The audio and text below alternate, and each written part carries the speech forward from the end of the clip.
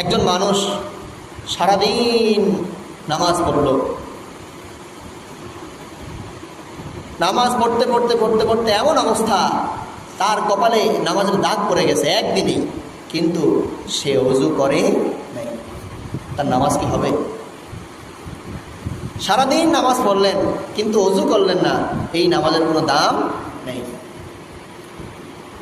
অথবা আপনি ওযু করেছেন কিন্তু প্রস্রাব করার পরে আপনি ঢিলাকুলুক ব্যবহার করেন নাই, প্রস্রাব সারার পরে আপনার মূত্রনালী থেকে এক ফোঁটা প্রস্রাব নির্গত হয়ে আপনার কাপড়ে পড়েছে।